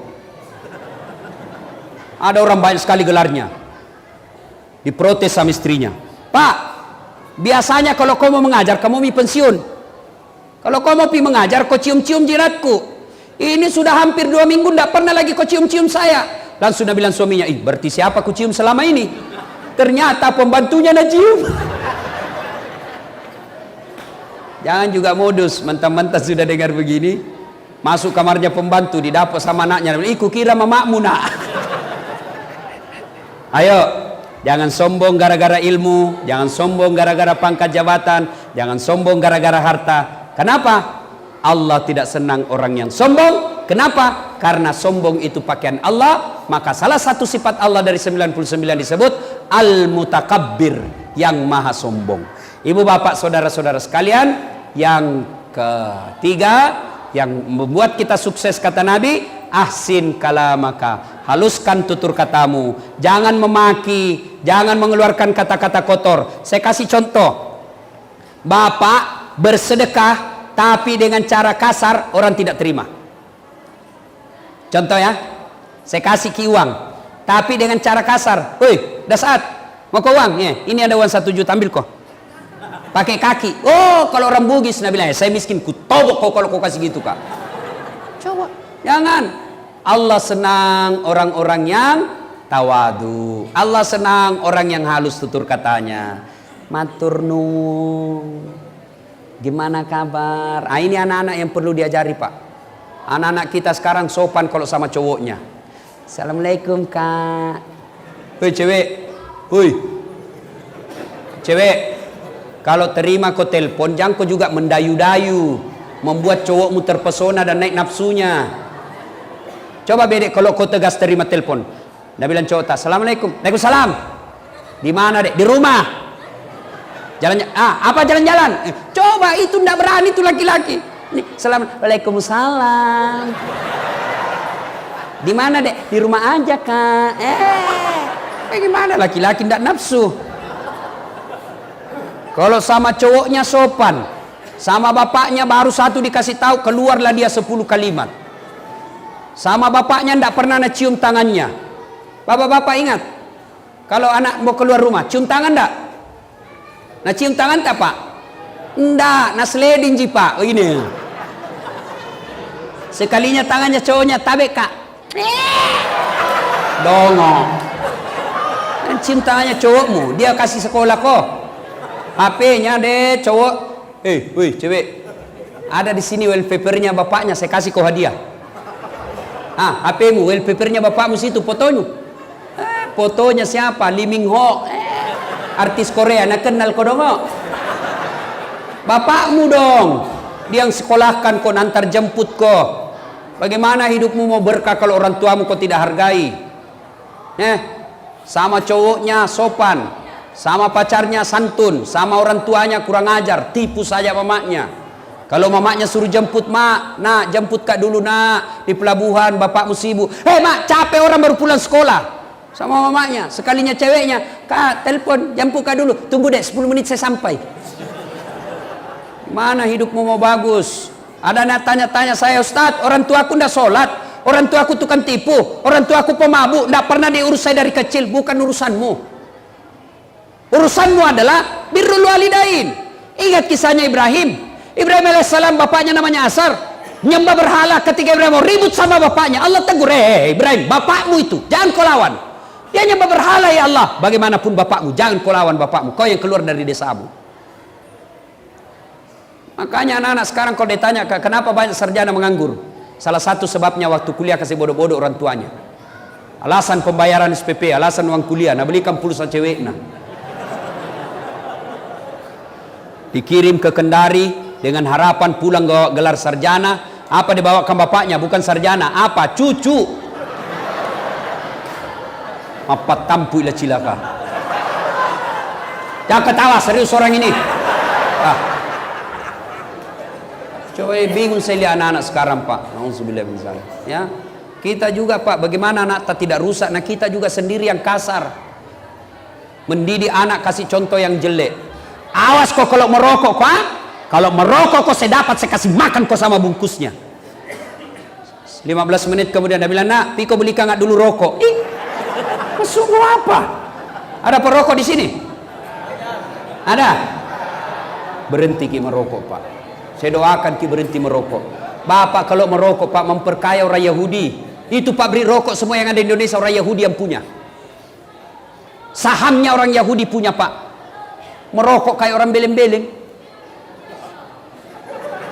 Itu aja nak kerja 10 menit sandar itu. Dong. Sekali-kali isap.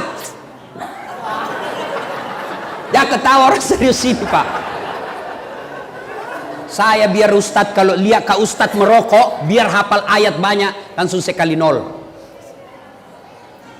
Saya kenapa Ustadz? Rokok haram. Siapa bilang? Ulama Timur Tengah yang bilang haram. Tidak ada ulama Timur Tengah bilang makruh.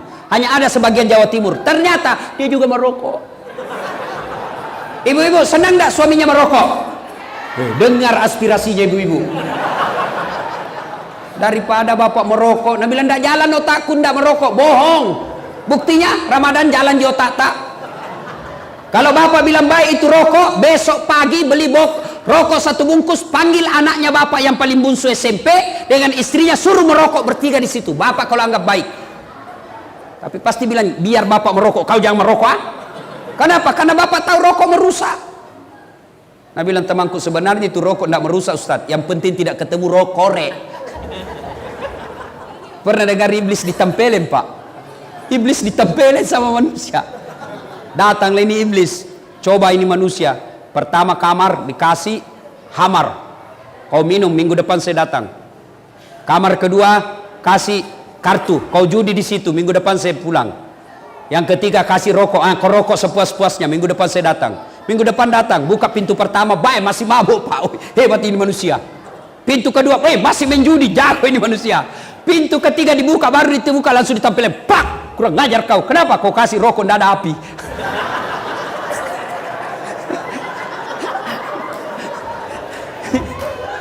Ya, Bapak, saudara-saudara sekalian, anak-anak birrul walidain, baik-baik sama orang tua. Bapak-bapak yang sudah punya orang tua, mau naik pangkat apa, jangan makin cari muka sama Kapolres. Tidak usah cari muka sama komandan Dandim. Kenapa? Ada mutasinya, Pak. 2 tahun pindah lagi. Bapak setengah mati cari muka. Bapak sudah punya muka.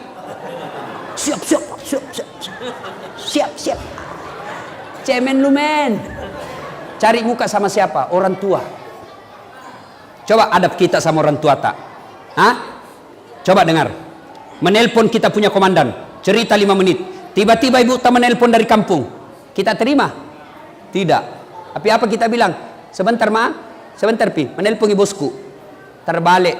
Anak yang baik, dia akan berkata, izin komandan, sebentar saya sambung, insya Allah 5 menit saya telepon lagi komandan, ibu saya menelpon.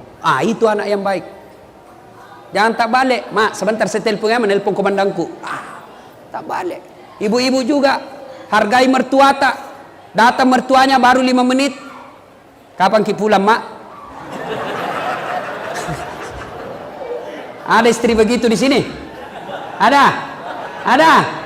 Kalau ada, jangan cerai pak, kasihan jandai. Jadi dia apa Ustaz? Tambah jadi 2. Artinya kalau datang mertua tak hargai, itu anak yang soleh. Ya. Dan yang keempat, kata Nabi, kalau kalian mau sukses adalah was-sadaqatu, bersedekahlah. Sedekah dengan duit, baik. Tidak punya duit, sedekah dengan tenaga. Tidak bisa dengan tenaga, sedekah dengan ilmu. Tidak bisa dengan ilmu, sedekah dengan diam. Ayo bangun negara kita, bangun Wakatobi ini, bapak pengusaha, bantu bikin sekolah, bikin jembatan. Itu dengan uangnya. Tidak punya uang, bantu dengan otak, anggota DPR. Tidak punya otak karena bukan anggota DPR, bantu dengan apa? Bantu dengan tenaga, menjadi relawan. Tidak bisa juga, diam dengan cara apa? Bantu, jangan banyak bicaramu. Itu pak. Ya, insyaallah. Karena waktu yang terbatas. Yang kelima, jika mau maju di kampung, kata Nabi, wa minal laili fatahajjat bihi. Bangunlah engkau sepertiga di akhir malam untuk sholat tahajud. Alhamdulillah. 1 sampai 4 itu kiat kepada sesama manusia, hubungan horizontal. Tapi ingat, jadikan Allah sebagai sandaran vertikal kita. Saya kasih contoh. Bapak, Pak, kalau saya bersandar di sini begini, kalau dibuka ini sandaran, saya jatuh atau tidak? Saya bersandar di kursi, kalau kursi ditarik, saya jatuh atau tidak? Jatuh. Itu artinya kalau Bapak bersandar sama manusia, hilang sandarannya, maka Bapak akan jatuh. Bersandar sama bupati, bupati diganti, Bapak setengah mati. Bersandar sama ketua DPR selesai, Bapak hilang sandarannya. Bersandar sama Kapolres Dandim, hilang mereka, Bapak hilang sandarannya. Tapi siapa yang bersandar kepada Allah, maka Allah tidak akan pernah hilang, dan Allah akan hadir 24 jam. Allah hadir buat orang kaya, juga Allah hadir buat orang miskin. Allah hadir buat pejabat, Allah juga hadir buat rakyat jelata. Allah hadir buat orang pintar pun, Allah hadir buat orang bodoh. Allah hadir di rumah orang kaya pun, Allah hadir di masjid. Allah bisa ditemui 24 jam. Bapak mau ketemu sama bupati perlu protokoler, tapi Bapak mau ketemu dengan Allah kapan dan dimanapun, Allah perlu bisa ditemui. Maka Bapak Ibu, jadikan Allah sebagai sandaran vertikal kita. Bapak-bapak polisi, tentara mau naik pangkat, mengadu kepada Allah. Ya Allah, saya tidak punya duit untuk sekolah, tapi tidak ada yang mustahil di sisimu ya Allah. Kalau engkau yang mengabulkan doaku, tidak ada kekuatan manusia yang bisa menghalangi. Bapak bangun 40 malam berturut-turut, masa Allah tidak kabulkan? Padahal Allah sudah janji, ud'uni astajib lakum, minta kau kepadaku, pasti saya kabulkan. Ibu bapak saudara-saudara sekalian, inilah tausiah kita, mudah-mudahan ada manfaat. Kita simpulkan pembicaraan kita. Kalau ini masyarakat Wakatobi mau sukses, kata Nabi, 1, tuntut ilmu pengetahuan. 2, tingkatkan persaudaraan, jangan berpecah belah. Yang ketiga, haluskan tutur katamu, muliakan orang tuamu. Yang keempat, banyak-banyaklah bersedekah. Dan yang kelima, wa minal laili fatahajjat bihi, bangunlah sepertiga di akhir malam untuk solat tahajud. Apabila 5 hal ini kita lakukan, maka janji Allah dalam Al-Quran, walau anna ahlal qura amanu wattaqau lafatahna alaihim barakati minas sama'i wal ar. Maka saya turunkan dari langit dan dari dalam tanah. Sebelum saya akhiri, saya mau tanya, ibu bapak punya handphone? Punya handphone? Itu handphone kalau dipakai terus kenapa? Lobet. Kalau lobet diapai? Kalau lobet tidak dicas kenapa? Mati. Kalau mati masih bisa dipakai? Tidak. HP lobet, cas 1 jam full, HP baru. Cas 2 jam masih lobet. Cas 3 jam masih lobet. Cas sampai pagi masih lobet. Rusak HPmu. Alhamdulillah, hampir 2 jam ku cas hari ini. 1 jam 45 menit. Kalau bapak selesai dengar ceramah ini, Yang tadinya bermusuhan gara-gara pilpres, besok dia baku baik, maka bapak imannya baik. Dia amalkan yang 5 ini, maka bapak imannya baik. Allah janjikan dalam Al-Quran, Bismillahirrahmanirrahim, innamal mu'minuna alladzina isa sukirallah wajilat qulubuhum. Orang yang baik imannya akan menjadi penghuni surga, selesai dengar ceramah mereka menjadi lebih baik lagi. Tapi sebaliknya, selesai dengar ceramah tetap menyebarkan hoax, tetap berbenci-benci, tetap bermusuhan gara-gara pilpres, tidak mempan nasihat. Bahkan dia bilang, Pak Kapolres, jangan lagi kau undang itu Ustaz Dasat, tidak enak ceramahnya, 5 na bahas saya terus nak kena. Orang seperti inilah yang disindir dalam Allah dalam Al-Quran, wa dhawaun alaihim a'anzartahum am lam tunsirhum la yu'minun. Kau sampaikan ayat Allah, kau nasihati atau tidak, kau sampaikan ceramah atau tidak, la yu'minun, sama saja mereka tidak akan beriman. Bahkan ayat berikutnya Allah jelaskan, mereka lebih hina dari binatang. Kakak saya di kampung jual beli kambing sampai sekarang, binatang kambing. Kalau ada kambingnya nakal suka nak ganggu temannya, nah bilang jual itu. Sampai di pasar dijual tidak laku, bawa pulang, potong, dagingnya bisa jadi sate, kulitnya bisa jadi perhiasan, tanduknya bisa jadi perhiasan, ekornya bisa sop kikil, kakinya sop kikil, ekornya sop buntut, lidahnya sop lidah, pipinya sop pipi, semua dipakai. Kambing nakal jual, tidak laku potong, kita makan sama-sama. Kalau ada masyarakat Wakatobi nakal, penghasut, pengangguran, tidak sholat, jelek mukanya, suka mengganggu, bau keteknya, diapain? Jual, siapa mau beli? Potong, siapa mau makan? Inilah yang Allah jelaskan, kalian lebih hina kalau tidak mau dengar nasihat. Ini tujuannya Kapolres bikin tabligh akbar, supaya kita tidak lebih hina dari binatang, dan pemilu aman, damai, sejuk terwujud di kota Wakatobi ini. Kalau ini damai, maka orang-orang Wakatobi sendiri yang akan sejahtera.